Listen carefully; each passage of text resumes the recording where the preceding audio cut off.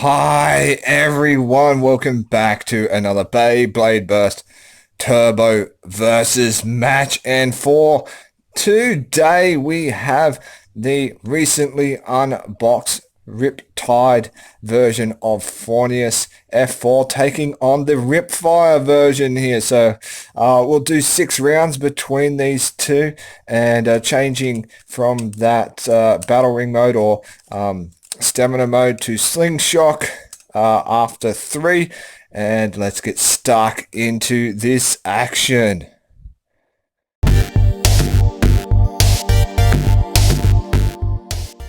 And here we are with our first round. Now we're going to try and get as far along that gauge as we can with our launchers.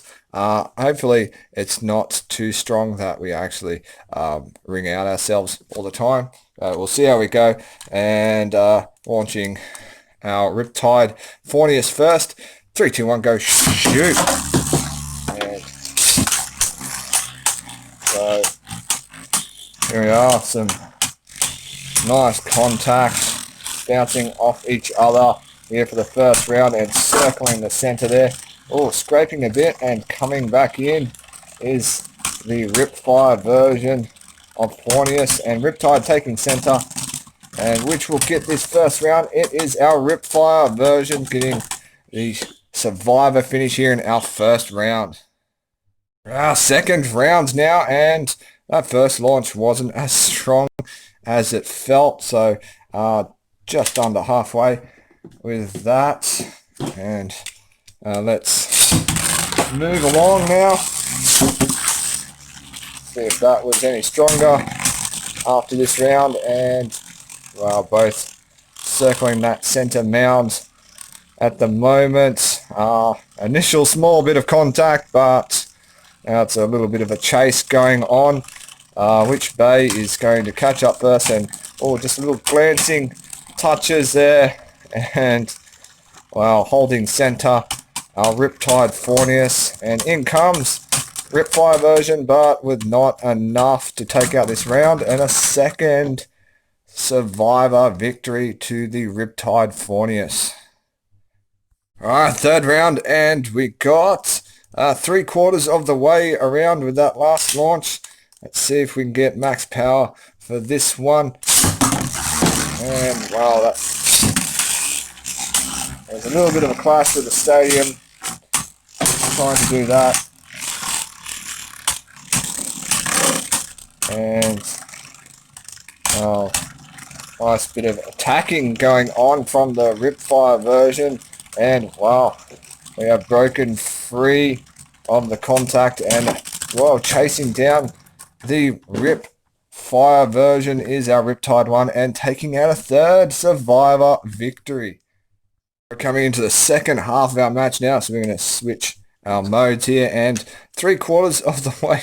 Once again, it is not easy to get that to max power during a battle and stay in complete control of the bay, which is what I'm trying to do. And let's lift those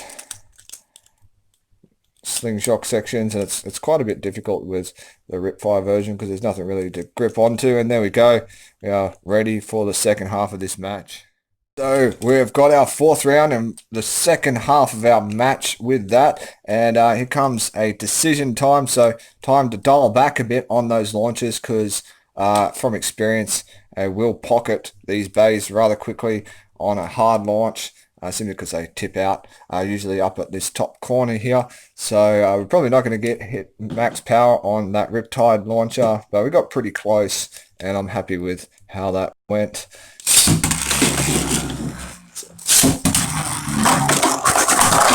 So we've swung around and made contact, but there we go, good example.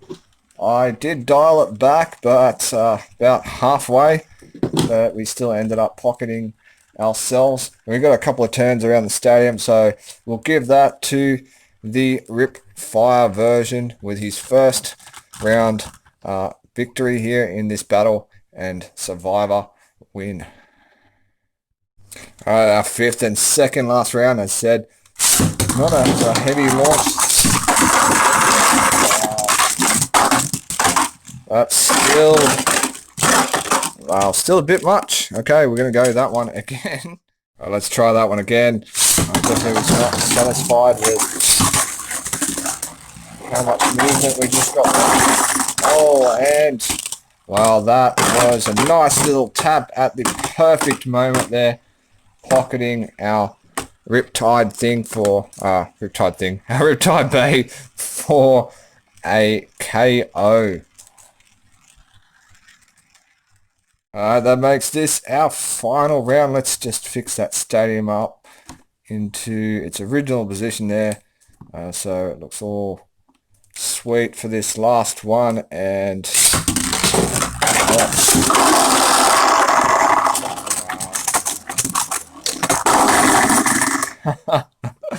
well, we're going to have to redo that one as well. Okay, trying that again, and slight angle for my launch might help out there. And wow, amazingly, no contact, a lot of scraping with the side of our stadium. Oh, and a spin finish from our Riptide version, which means we pretty much are tie at the moment, and we are going to go to a tiebreaker. So since this is a dual mode battle, we will do a dual mode tiebreaker. So one round in the mode we're already in, and another one back in that stamina or battle ring mode. Here's our first round of our tiebreaker. Launch these guys close to each other as possible, and well, Riptide. Forneus loses out then. He just doesn't seem to have as much weight as what our Ripfire version does. And being up as high as in that Slingshock mode is quite a bit of a disadvantage to him because of that. And this will be our tiebreaker for our stamina or battle ring mode.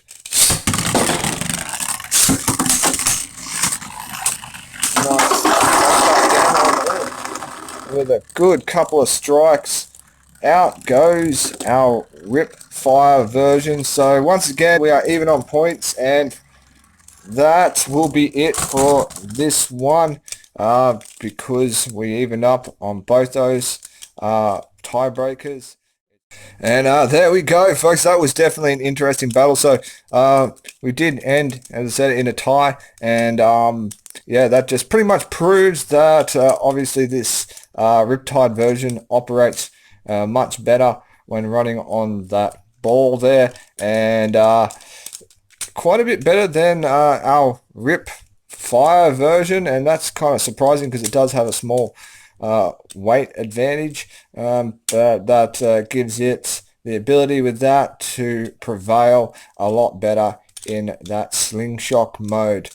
So yep, Slingshock mode for our Ripfire, and that battle ring or stamina mode for our Riptide version. And I hope you liked the video, and until next time, enjoy the rest of your day.